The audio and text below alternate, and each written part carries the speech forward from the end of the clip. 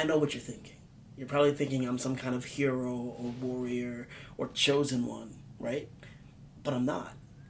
I'm just a normal kid. In fact, some might even say that I'm evil, and I guess I am. It's complicated. You'll see. Hey. Not all heroes wear capes. Some walk beside us. We are stronger than our scars. We are brighter than the dark. Every battle leaves a spark. Every story makes a mark. Come along with Uncle Greg. Enter the Storyverse.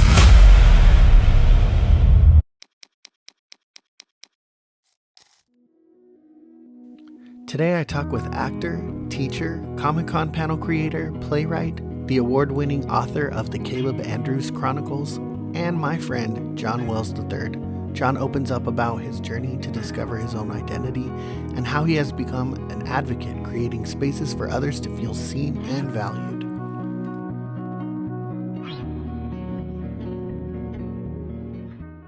So, who is your favorite superhero? My favorite superhero is Spider-Man. Spider-Man, Spider-Man, does whatever a spider can. Spins a web any size, catches thieves just like flies. Look out, here comes the Spider-Man. Okay, cool. Yeah. And why? What do you think that says about you?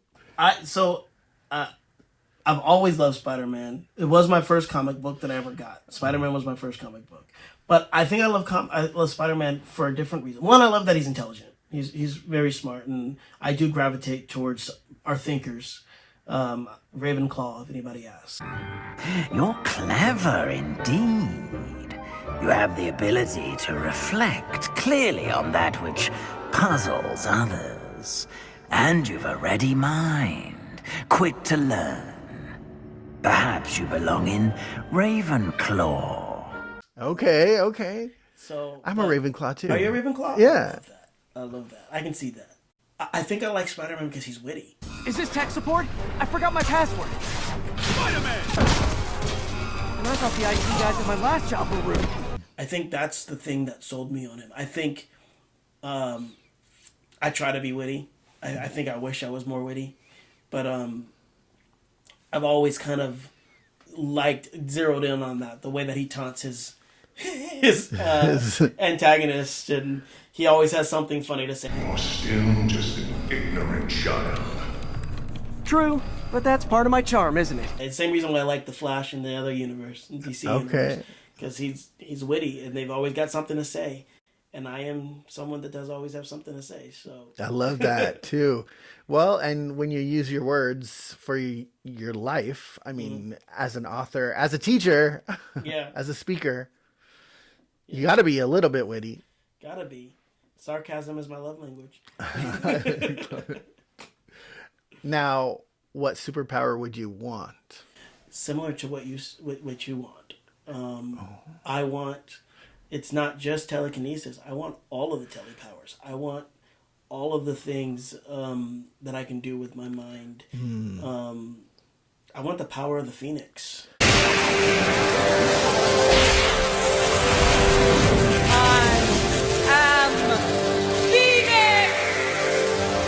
Nice. Yeah. I love the power of the Phoenix. Jean Grey is like one of my favorite X-Men. My son always asks me who's my favorite superheroes, and I usually just say, like, top 3 is Wanda, Doctor Strange, and the X-Men. Yeah. And he gets mad. He's like, you can't say the X-Men. I'm like, yeah, they're a unit. They're a team. I can't break them apart. There's overlap there, too. There's overlap. Sometimes, not Doctor Strange, but I think Scarlet Witch sometimes overlaps with X-Men. It's true. It's true. She does. So maybe I can claim... Maybe I could add somebody else. Yeah. I like Nightcrawler. Oh. I always have. I don't quite know why, but I have always liked Nightcrawler. I think I'm the era of X-Men Evolution. Okay, I do love X-Men Evolution. Yes. I think I identified most with Kurt Wagner, his high school character. Okay. The kind of goofy, not quite cool, but not quite a nerd kid. Like, that was basically me in high school. Okay. So I think I vibed with him. So Nightcrawlers, I've always kind of liked Nightcrawler since then. You know, and like at first thought when you said Nightcrawler, I was thinking about your religious upbringing, and I'm like, oh, the Nightcrawler is very much the priest Roman of Catholic. the. Yeah. I didn't even think. I've never even put those two things together. But that too. I can definitely identify with Nightcrawler. Happy? How can I be happy when I look like this? You grew up like really religious. It was an interesting life growing up. Yeah, I wasn't just Christian, but I was a pastor's kid. I was a pastor's kid of the one of two black Southern Baptist pastors here in Marietta. So I had the pressure of growing up Christian, but I also had the pressure of growing up in the spotlight. Because there was no place that I could go where someone didn't know who I was, especially by the time I was a teenager. You know, people knew that I was Pastor Wes' son. They knew what I was doing. They knew what I was listening to. I remember one day I was at McDonald's. I wasn't supposed to be there. And a friend just needed some space, you know, and I was... you know, I was a teenager. I was like, you know what? I just gotta, be there for my friends. So I said, we'll just go there real quick, and we'll get something to eat, and then we'll leave. And by the time it was on a Sunday, and I think McDonald's was just down the street from the church. So by the time I got to McDonald's and back, it might have been a 15-minute walk. And by the time I got back, my dad was already waiting for me.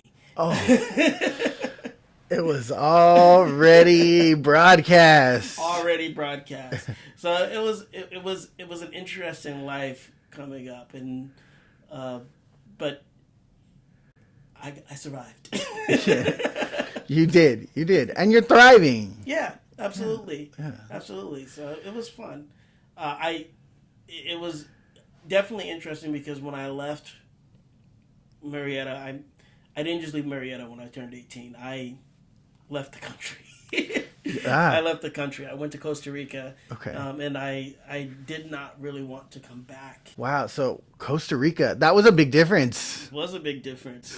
What was that like going from Marietta to Costa Rica? Well, let me clarify a few things. Well, the agreement with my mom, when I was about to graduate, I wanted to go to college, but my mom didn't think I was ready for college, and I wasn't. She said, well, you can either go to a junior college or you can go to a Bible school. Okay. I asked her, if I go to Bible school, can I go wherever I want? She said, yeah, as long as it's a Bible school and you spend 2 years, you can go wherever you want. I said, okay. And I already found the school. I said, I'm going to go to Costa Rica. Yes. So Loophole. Which honestly, I mean, I thought it was going to be a loophole, but my parents were so on board with me. They're like, yeah, sure. I went to Costa Rica. Okay. Came back. The agreement was 2 years, and Costa Rica was only 1 year. Okay. So my mom's like, well, you have to do another program. So I went to Colorado. I went to the Focus on the Family Institute, which, if you talk about fundamentalist Christian, that is the home base right there. Wow. Focus on the Family Institute. I don't regret it, but there was some work done. So yeah, I went there for a semester, and my mom finally waived the final semester of my Bible school obligation. And then I went to Savannah College of Art and Design in Savannah, Georgia. In Georgia. Yeah. So I was there for a little bit. I took the scenic route to college. So I didn't graduate from there. That I ended up losing my funding for that school, which has a lot to do with my coming out story and sexuality, but eventually I was unable to continue there because of funding, and traveled around, explored Florida, worked at Disney World for a little bit, went to college out in Florida for a little bit, hated that, came back to California and graduated from Cal Baptist University. Okay. Yeah. Talk to me. Can you talk to me about your coming out story a little Absolutely. bit? Okay. Without making this podcast too dark, I had a bit of a traumatic coming out. Okay. I obviously was raised Christian, so abstinence was a big thing for me, which wasn't too difficult when I thought that I was straight. I wonder why. I mean, I had a lot of opportunities when I went to SCAD. I had a lot of opportunities with girls, and it was nice, but I had started to question, my sexuality. I would say in Costa Rica actually is when I first started to question. I kept on just swinging out, with girls. I thought girls were attractive. I still think girls are attractive. I thought that, I wanted to be with a girl, but I just, especially at that age, at 18, I started to get really down, thinking, man, I'm a nice guy. And, girls just don't see it. They always choose the guy that is doing these, that treats her badly, at that time, at that age. And I was like, man, I'll never be that guy. And then someone came on to me in the age of MySpace. Someone reached out to me and asked me. Yeah, said, I know that you say that. I know that it says that you're straight in your profile, but I just had to let you know that I think you're really attractive. And that kind of sparked anything. It wasn't the first time I had the thought, but it was the first time that I thought, maybe there's something here. Like maybe I should explore that area. So, I spent 2 years in the exploratory phase of attraction. But by time I moved, I was at Disney, which was 2 years later, almost 3 years later, when I was working at Disney for the college internship. And by that time, I was pretty certain I liked guys. But I didn't know what that meant and how to reconcile that with how I was raised and how to reconcile that with faith and, does God hate me if I like guys? Like all of these different things. There was a lot of deconstruction that I had to do. So, when I was working at Disney, I was in entertainment. I had a shift with a guy who played Prince Caspian, and really attractive guy from Spain. Yeah. He had an accent and everything. I mean, the accent alone, right? So, played Prince Caspian. Our shifts switched. So I was on set for 45 minutes while he took a break, and then he was on set for 45 minutes while I took a break. Anyway, on the way back home, on the bus back home, I get this random text message saying, I think you're really cute. I was like, well, who is this? Because I didn't give him my number or anything like that. So it was Prince Caspian? It was Prince Caspian. It turned out, after days of going back and forth, it was Prince Caspian. He had gotten my number off my phone when I was on set, which was charming at that time. For some reason, I thought that was charming. But he asked me if I was gay. And I said, I don't really know. I've never done anything with anyone. And he said, well, do you want to find out? I said, I don't think I'm ready for that. So he said, well, okay, well, that's fine. Why don't you just come over and watch a movie and, we'll just have a good time. I was like, okay. So at the naive age that I was, I thought that's what he wanted, was to sit and we were going to watch a movie. It didn't turn out that way. It didn't turn out the way that I thought it was. I won't go into detail there, but I'll say that that left me at a very confused state. Yeah. Where I was like, I don't know. Like I knew that I was starting to. I knew that I liked guys before that, but where do I stand now? Like, Yeah.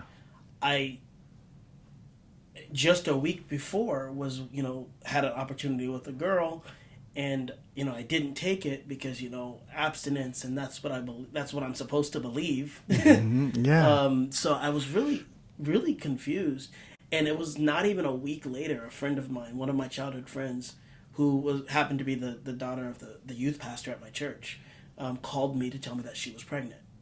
So I said, well, that's great. She said, you're not upset with me? You're not disappointed in me? I was like, why would I be disappointed with you? Well, because we're supposed to wait till marriage. And I said, people make mistakes, and that's life. And, things happen. And she was very surprised that was my response, which makes me wonder what kind of kid I was. Oh. Like, because she was very surprised that I was being so kind. And I just said, I'm not going to sit here and point fingers at you and judge you. We're adults, and this is what happens. So she said, well, are you a virgin? And I truly did not know how to categorize what had happened to me.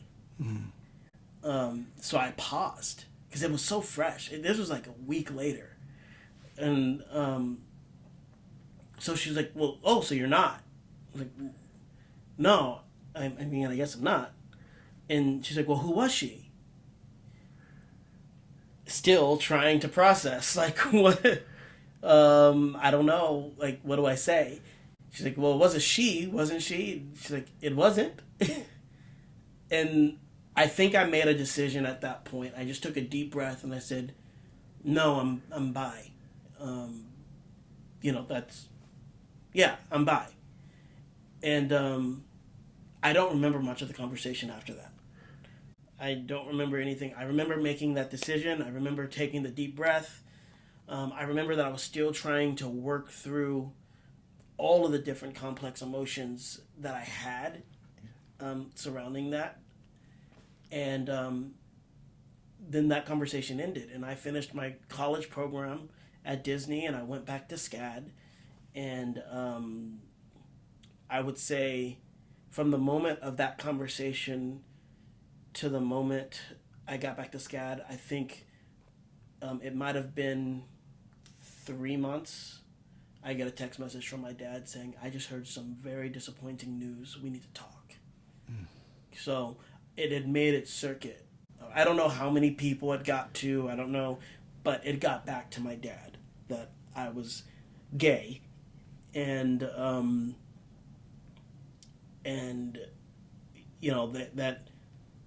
that he wanted to speak to me. And I don't know if they weren't speaking, but I got that message from my dad, and then separately got another message from my mom, almost word for word, but they had not spoken to each other.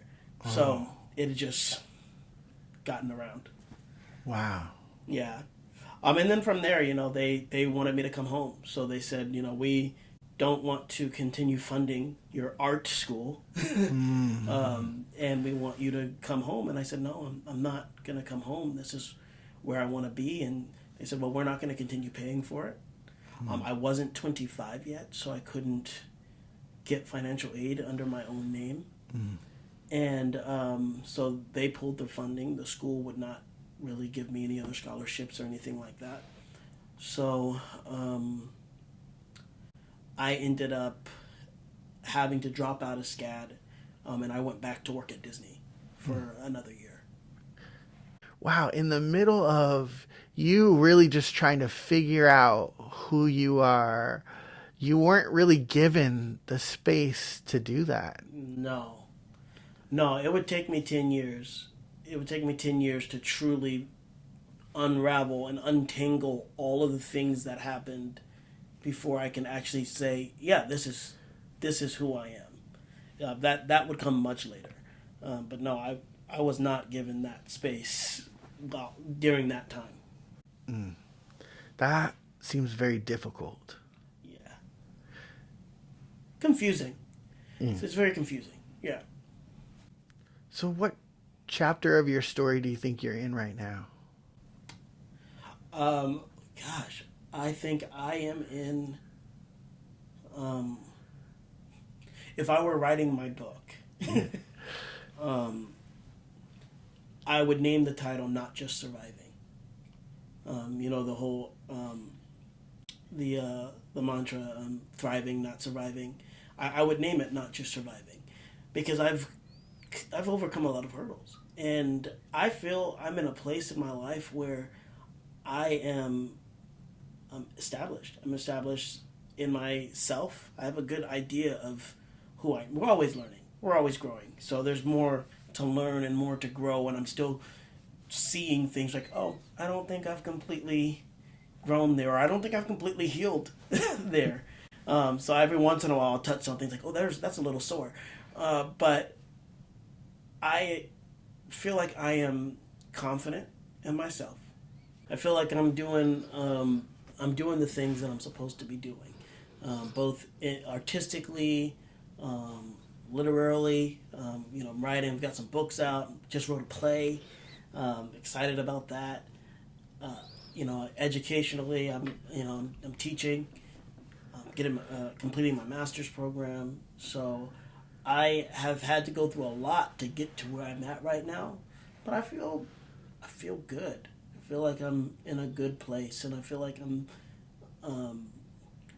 not just trying to fight to stay above the surface of those tough waters. I feel like I'm actually staying afloat. Yeah. I mean, so you're the author of 4 books. Yes, 3 novels and 3 short stories. 3 novels and 3 short stories. And you just wrote a play. Just wrote a play. That's awesome. Tell me about your first Series. Kalib Andrews Chronicles. Great. Yes. Kalib Andrews Chronicles, it's a story about a kid who finds out right before his 16th birthday, not only do angels and demons exist, but there's a war eons in the making, as there tend to be in these types of stories. But both parties, the angels and the demons, seem to think that Kalib is the catalyst to win that war, the key that will tip the weights of the war in either direction. The only problem is that he has to die to do it. So, the series really is, it follows Kalib trying to figure out, what do you do when you got the angels and the demons? They both want you dead, Can you really hide from them?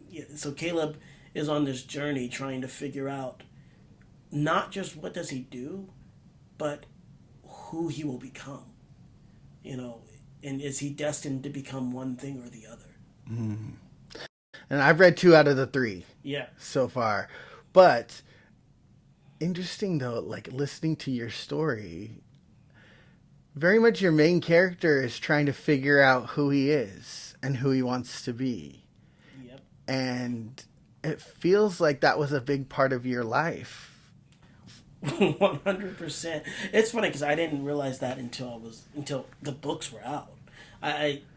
Someone pointed it out to me, and I can look back now and say, no, that's 100% what I was trying to work through when I was writing this series. Were all of those things that were happening to me, but I didn't realize it. It's funny because it's so obvious. And like your coming out story, Kalib is not given the grace to figure out who he is naturally. He is thrust into conflict. 100%. One of my favorite quotes that Kalib says, and I say it all the time, it's he says, "I'm not the good guy in this story," and I remember specifically when I wrote that, because, and actually I'll give the whole quote. He says, "I know what you're thinking. You're probably thinking I'm some kind of hero or warrior or chosen one, right? But I'm not. I'm just a normal kid. In fact, some might even say that I'm evil, and I guess I am. It's complicated. You'll see." And I remember when I wrote that. I remember I was working at a factory at the time. It was 4:00 in the morning, and I was sitting at the machine, thinking over my life and thinking over things that I promised my parents and all of the different Bible studies and Bible verses and all the things that they wanted me to go through to save me, pray the gay away. And I remember vividly sitting and looking at this machine go over and over and over again, pushing out the same parts over and over and over again. And I remember thinking, no matter how much I try, the result is always going to be the same. I said, if what they are saying is good, if what they're saying, if that is the definition of good, then maybe I'm not that. Maybe I'm evil. I don't actually believe I'm evil. Mm-hmm. But I definitely remember thinking the exact words, which was, I'm not the good guy in the story. If that's the definition of good, I'm not the good guy in this story. Mm-hmm. And I don't think I ever will be and can be.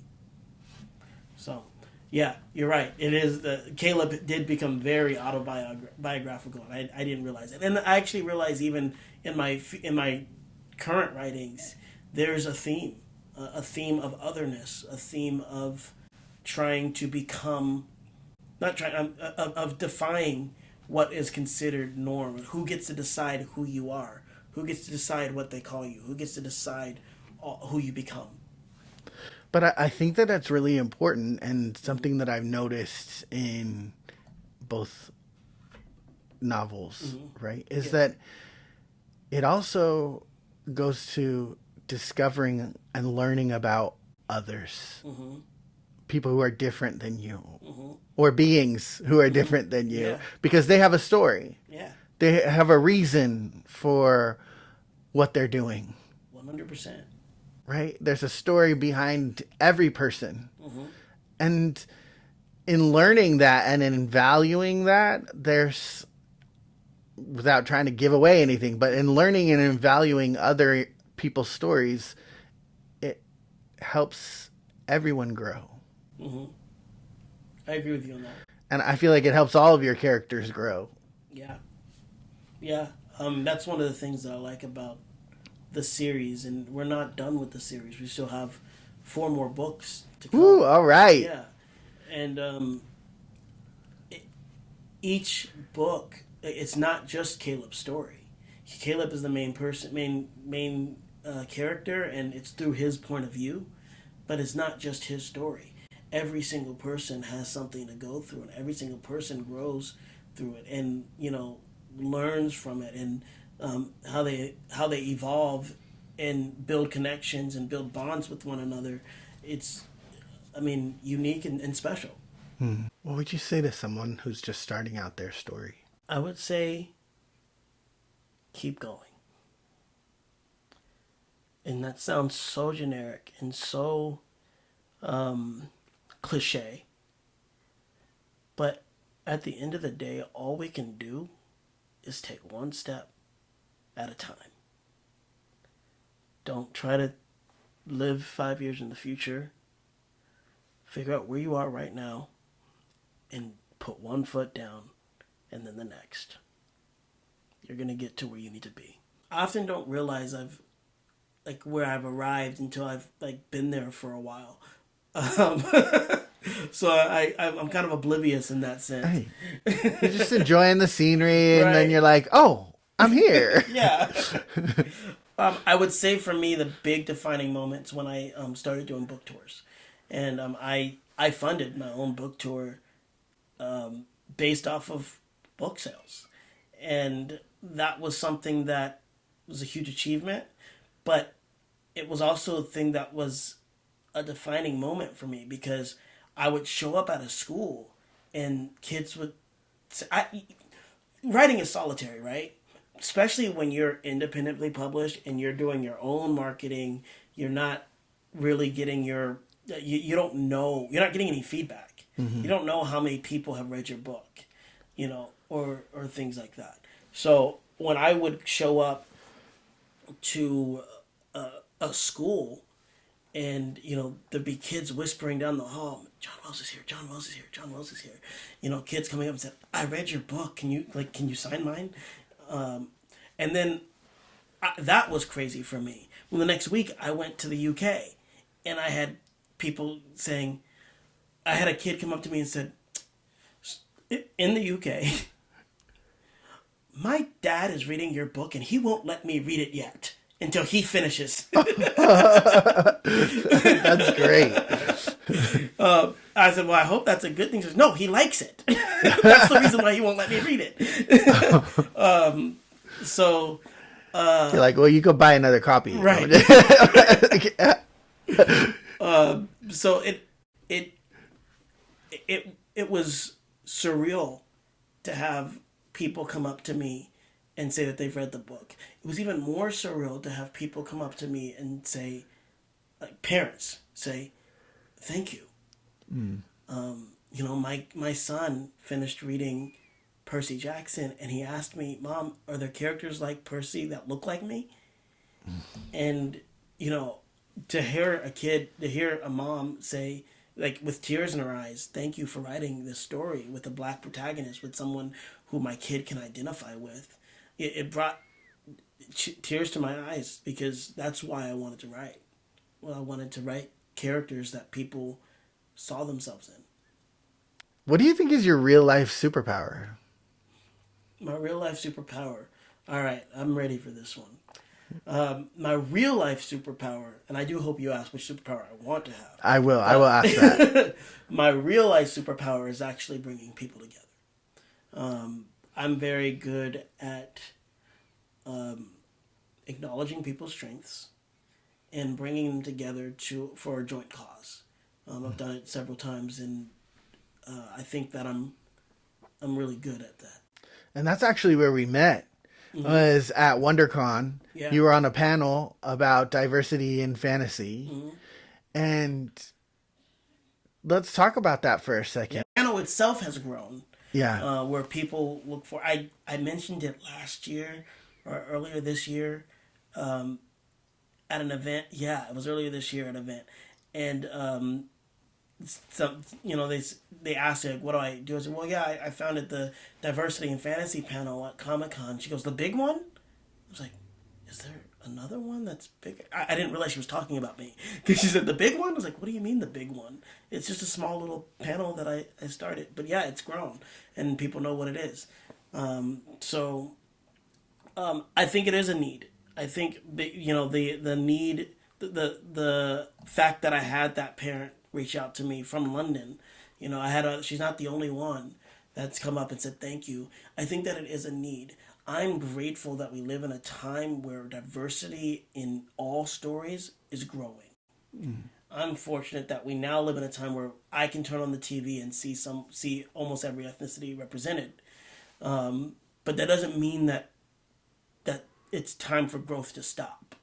Okay, yeah, we've done it. Now it's done. But I think that we need to continue to define and mold what it means to have diverse characters and diverse stories in media, because for so long the narrative has been controlled by Eurocentric ideologies and Eurocentric ideas.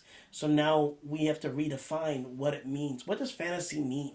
What does it look like? What does it look like when it's not from a European lens? Because even what I've written, even the early stuff that I wrote, I didn't realize how influenced I was by the Eurocentric ideology. That the things that I did was still, I had a black character, but it was still very influenced by what I knew, which was all Eurocentric.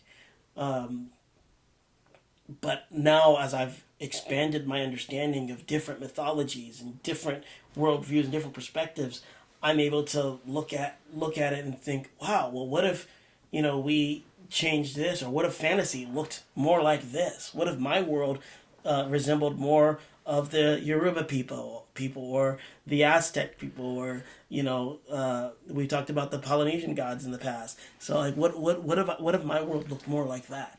So, I think that there's definitely still room for the conversation to continue. I love that because there is such a need for that. For people to discuss that, but also it brings awareness to so many different authors as they are talking about their work. Like even the one time that we went to the panel, like Ana's read every single author's works now from that whole panel. She just went down the line and was like, I'm going to read their books. I'm going to read their books. I'm going to read their books. That's great. Like it opened the door like, oh, there are books out here that I want to learn about. I want to read more. And I've read a bunch of them too, just because a lot of them are in my Audible. We share the Audible account so that it's a great platform, I think, for people to be exposed and learn what's out there. And that's what I want to do. I want to highlight people who are showcasing these diverse storylines, these diverse characters, and what does it mean? And that's the conversation, that I keep coming back to. Is like, what does it mean to be diverse? What does it mean to have diverse? Who gets to tell those stories? So those are the conversations that we continue to have, and it almost never. I don't know if you noticed. We almost never completely agree across the board because we have different perspectives and we come from different backgrounds. So it's a great conversation to have. And it's fun to watch that conversation. Yeah. And then also, always the audience gets to ask some questions too. So Yes. it's really engaging and enlightening to be in that space. Right now you're teaching fifth grade and you are getting your master's. Yes. And how does all of those moments and all that you are, because all you continue to be, I mean, I think sometimes people think becoming a teacher means that you stop everything else, and you are still a writer, you are still an actor, you are still moderating panels for Comic-Con. You still have this full artistic life that you are doing on top of teaching. But how does that play and help you as a teacher? As a teacher, honestly, it does help me a lot because I think I was never a student that was great at just sitting and listening. I think that you'll find once I actually do my assessments that I'm extremely ADHD.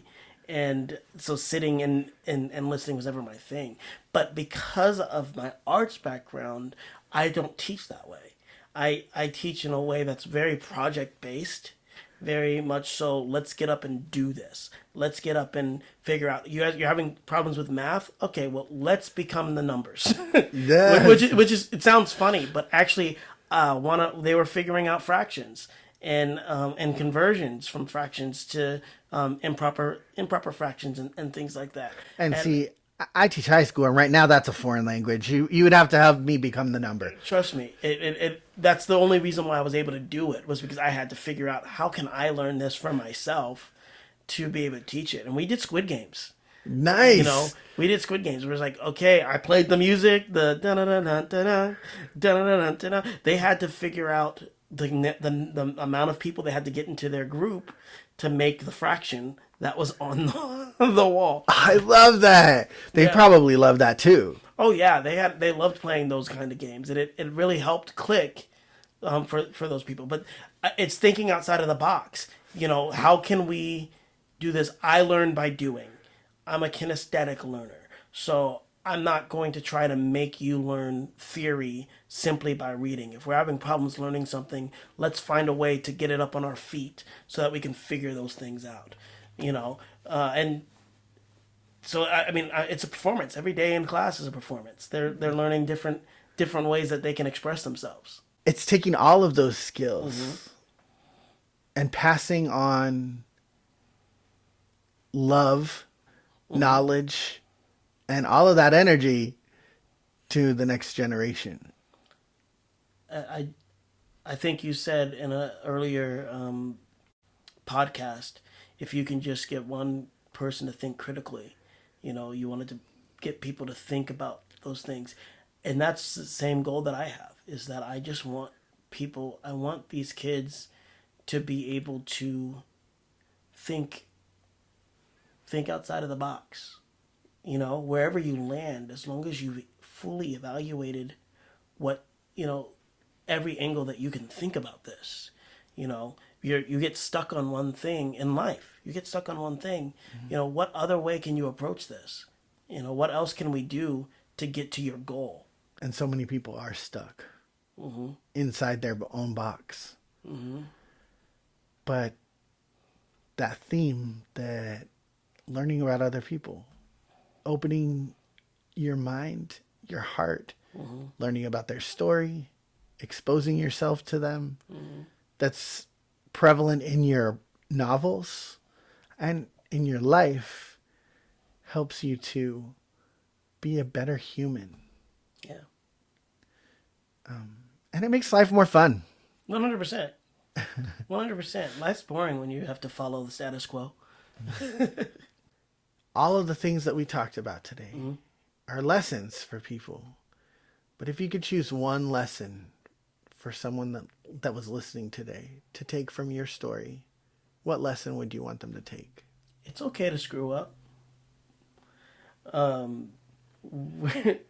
Western society is so afraid of making mistakes. And that's part of the joy. It's part of the journey, One of the things in my writing career, someone told me to let go of perfection. They actually said, kill the perfectionist. And that hit me hard because as a writer, I could get so stuck on writing a perfect first draft. Secret, spoiler alert, first drafts are never perfect. They're not supposed to be. Not supposed to be. They're supposed to be very messy. So, I mean, it's okay to write a messy and garbage first draft, something that smells, Right off the page. Right off the, So, but that's part of the journey. And I want to take that lesson and apply it to life. Because part of the journey is making decisions that smell. Part of the journey is making those things and messing up and getting better. When we stop viewing mistakes as failures and start looking at them as stepping blocks, we become happier and much more successful in life. Man, because each of us are first drafts. Each of us are first drafts. 100%. I love that. I think that should be a shirt. Yeah. I love that. Thank you so much for being here with me today and for sharing all of your insights. I am so lucky to have gotten to know you and to call you my friend. Thank you. And I am honored that you came to the Storyverse today. The feeling is mutual, my friend. Thank you so much for having me. So this is Enter the Storyverse, where ordinary people become main characters. And thanks for letting us step into your story today. Enter the Storyverse.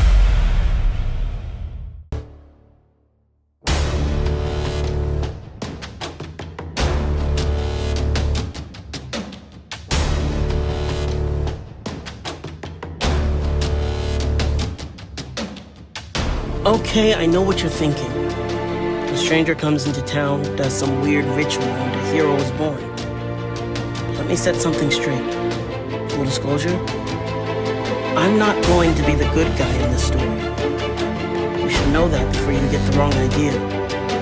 You're probably expecting that I'm some kind of hero, right? Or warrior, chosen one. Yeah, I've heard it all before. But I'm not. I'm just a normal kid. Some would even argue that I'm evil. And I guess